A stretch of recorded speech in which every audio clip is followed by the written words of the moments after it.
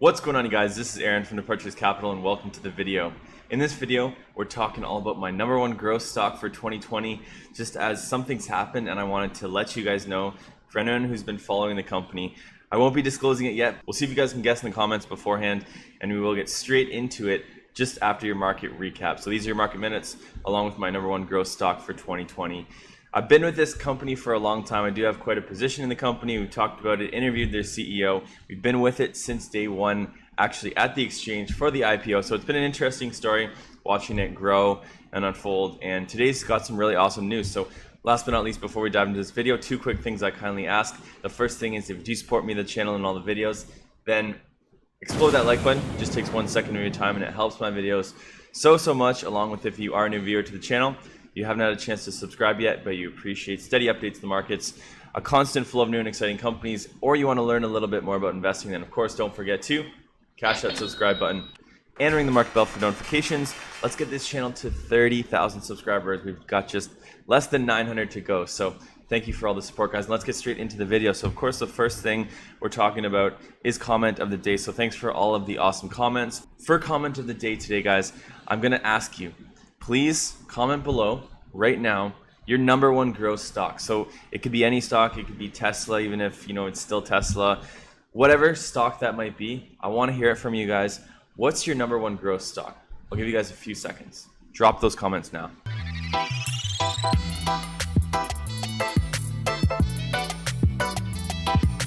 Alright guys, the dust has settled and I hope the comments have as well, so let's get into comment of the day. So Masonic Kid, man, ever since Sprout invested in AG, the stock has been slowly dropping, and that's true actually. So we will take a quick look at the charts. We'll take a look at gold and silver, and gold and silver is in fact getting crushed today. Silver especially, so we'll see what's going on there.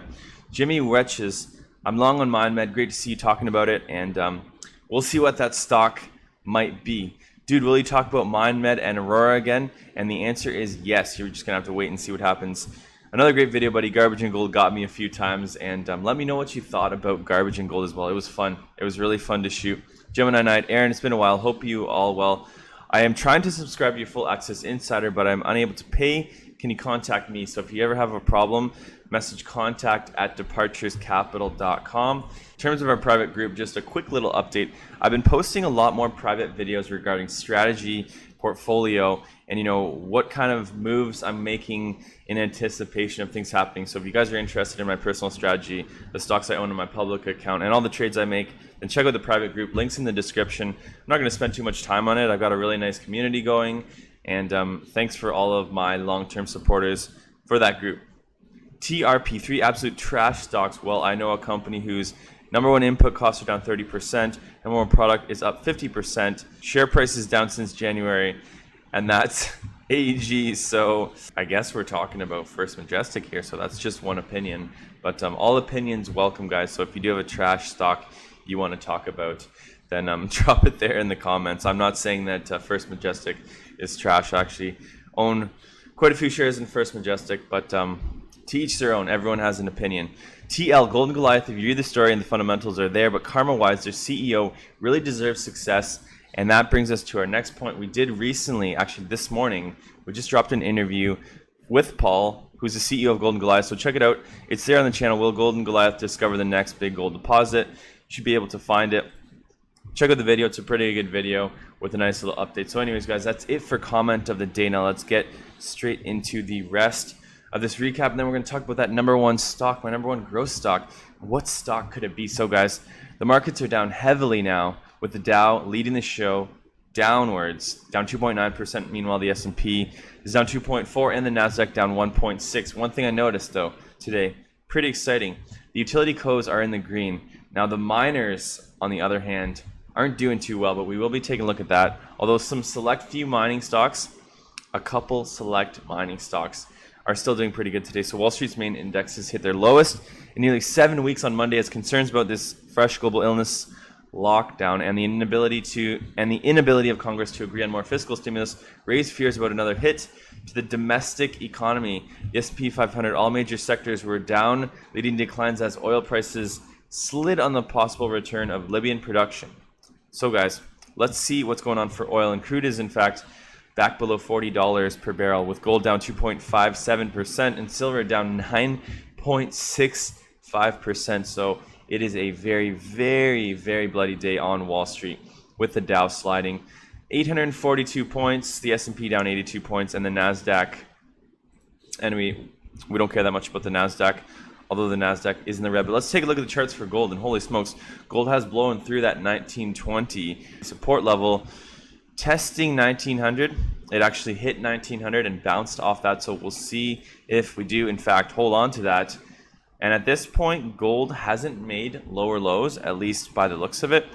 1895 was the intraday low so far, and then in terms of the in terms of the monthly low, 1891 looks to be the recent low from that harsh pullback. So we'll see what's going on, guys. Above 1900, I'm still bullish, but we got to hold on to that. So we'll see. I'm pretty sure over the next little while we're gonna, test it, consolidate it, and we could have more opportunities to buy. So if this does in fact, gold keeps on rolling over, keeps on selling off, the markets keep on selling off, I will take this as a buying opportunity. But if we do break that 1900 support level, and I feel like we could fall into the mid 1800s or even the low 1800s. So that's why I always stress, be cautious, be diversified, and not all your eggs in one basket and not all at once. So in terms of silver, holy smokes, is getting absolutely crushed today, down to 24.50. And the charts were looking pretty strong for silver up until today, and it was just a massive dump, down $2.61. So pulling up the 3-month chart here, we can see that silver did sell off to 24.14. Right now we're 24.50, and on the day we did sell off as low as pretty much $24. So technically that is a lower low on the last 3-month chart.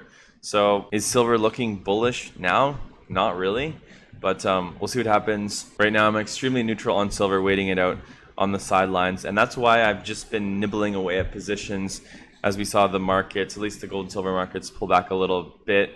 It was looking very strong, but it's crazy how things can change overnight. So during these times, I'm keeping a little bit more cash on the side, waiting for better buying opportunities. So let's see what Kitco has to say about this sell-off. That was the first thing I wanted to know. I was super interested. What does Kitco have to say about the sell-off? So Jim Wyckoff, always awesome commentary. Gold and silver prices are sharply lower and have hit 6-week lows in midday U.S. trading Monday.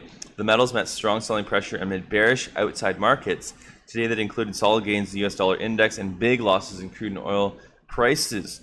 As has been seen several times in the past few months, the safe haven metals could not catch a bid despite the global stock market sell-off to start the trading week, including big losses in the indexes. So much of the raw commodity sector got hammered Monday. Weak-handed long liquidation was featured. Many commodity futures markets, including in gold and silver, for many traders and investors, it was a case of old market saying, if you can't sell what you want, you sell what you can. So now here we go with some bearish commentary. Gold price could touch 1765 before reversing towards 2300, says Credit Suisse. So the technical level to watch is 1897 to 1837 an ounce holds. At the time of writing, December COMEX futures were down 3.31%. Gold continues its expected consolidation following the move to our base case objective of 2075, 2080 per ounce. So still longer term bullish, but short term bearish for Credit Suisse. While as we continue to see the long term trend higher, reinforced by falling U.S. real yields and a falling U.S. dollar, immediate basis remains for further consolidation above a cluster of support at 1897 to 1837, which includes the 23.6% retracement of the rally from the 2018 low. So that brings us to our next point, and we got to check in on the US dollar, and the US dollar is substantially higher, 93.65, up almost 1%. Some more commentary from Jim Wyckoff. Raw commodity markets experiencing sell what you can scenario on Monday. Currency war to make gold the ultimate winner. That's from Commerce Bank, and that is as of today as well. Renewed strength in the US dollar is putting some significant pressure on gold, but one bank sees the start of a currency war, and the precious metal could be the ultimate winner. So let's see what they have to say. Gold should emerge victorious in this environment because it cannot be reproduced at the push of a button as the US dollar, euro, or other fiat currencies can. So the long-term fundamentals do remain intact. After all, given this whole global illness's negative impact on the economy and inflation, hardly any central bank wants to see an overly strong currency at present, which is true. So that's it for the gold and silver market updates. We are seeing a very red day, and we will check in on the charts in just 2 seconds, but I wanted to update you guys and let you guys know why the markets were in fact falling. So let's get into my number one growth stock for 2020, and despite all the red, this stock is shining like crazy today, and it's about time because, you know, it took so long for MindMed to finally do well. You know, of course, we're not even close to its full potential yet, but we have had some really awesome news that has been driving the stock over the past 2 days. So first, let's talk about what they do. Then let's talk about the news and what's driving this speculation or the price increase in the stock, and see if it's a sustainable move. So one level, you know, that we've been watching for a very long time for MindMed has been 50 cents Canadian. It is traded on the OTC markets as well. Now we're at 60 cents, so MindMed is up another 15.38% today, and over the past 2 days, it's up almost 40%. On Friday, I was like, what's going on here? What's this news?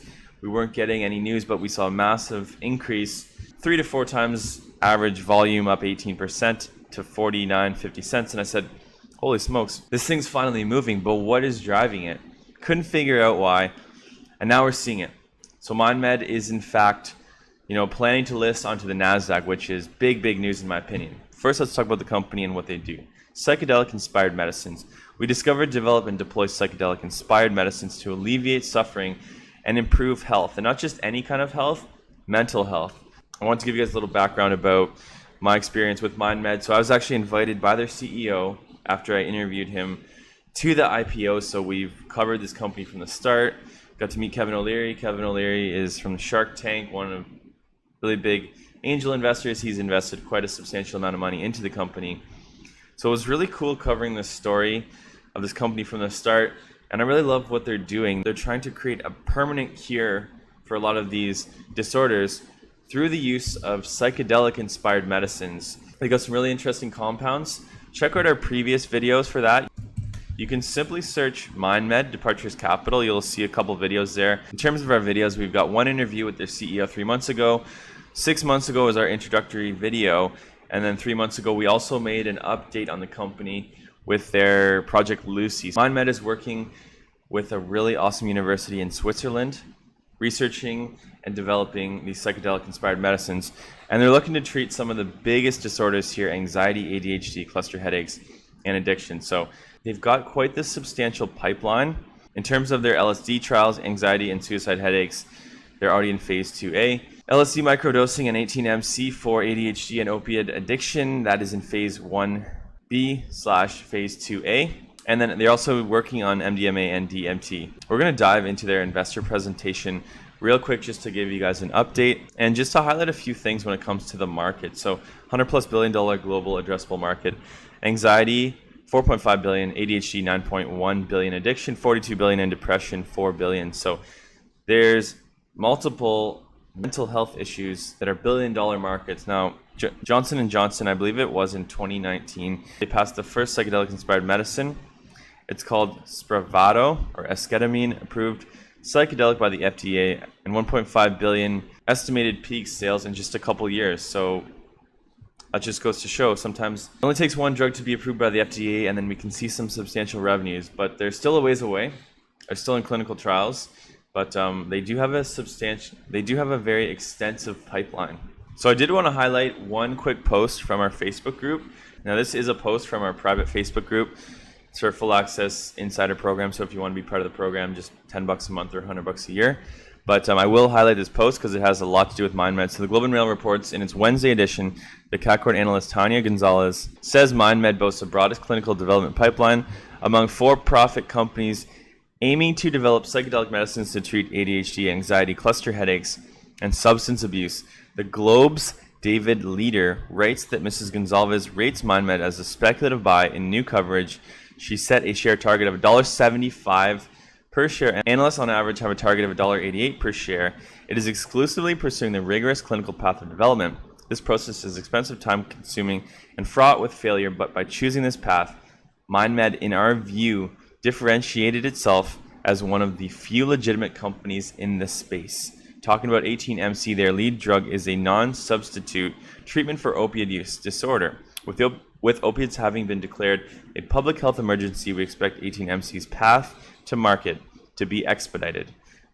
MindMed's collaboration with the Lecthi Lab at University Hospital Basel in Switzerland provides it access to one of the richest libraries of human psychedelic data. This has supported the build-out for MindMed's pipeline to 6 psychedelic programs, the broadest we know of across all for-profit companies. So more positive news for MindMed with a $2, almost $2 price target. So that's pretty exciting. So head on over to their website, check out their investor presentation. I'm not going to read the whole thing, but bottom line, they're targeting a really big market, a really big issue. And I also like just what the company's doing, because I feel like nowadays with this whole global illness, unfortunately, mental health issues have just been compounded, or they've gotten worse. This lockdown, has not been good for many of our mental health.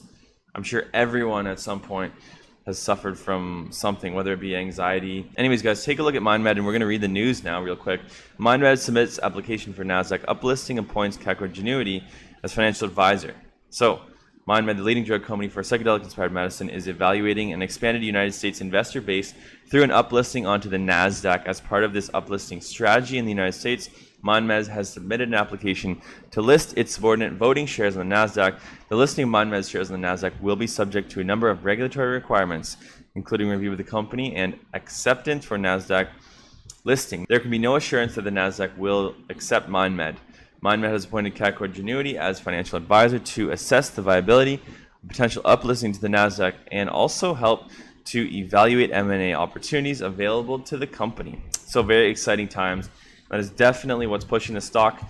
Now let's get into all the charts and see how the red day is going and if there's anything on sale that we're looking at. So in terms of the MJ stocks, guys, we are seeing a little bit of green. MindMed is the biggest gainer, up 17%, followed by 48 North and EGF Theramed, but overall it's a pretty red day. Zenimax, Sundial, and Village Farms declining over 10%. Now in terms of dividend stocks, it is a red day, although the utility sector is holding up pretty well. Canadian Utilities, Algonquin, and iShares capped utility down about 0.5% to less than 0.5%, and Brookfield Property Partners, the biggest loser on the day. So let's take a look now at the gold and silver stocks.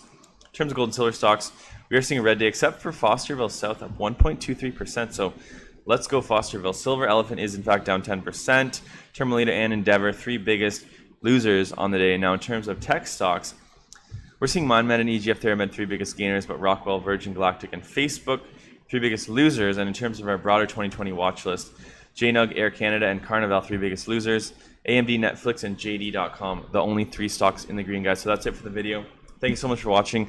Remember to let me know what's your #1 growth stock, and I'm out of here. Always remember, Departures Capital is for information, education, and entertainment purposes only. Don't buy or sell a stock because you heard it on here. Buy or sell a stock because you've done your research, you've done your thorough due diligence, and you're making your own personal investment decisions for yourself. This video is not financial advice. We'll see you guys in our next video.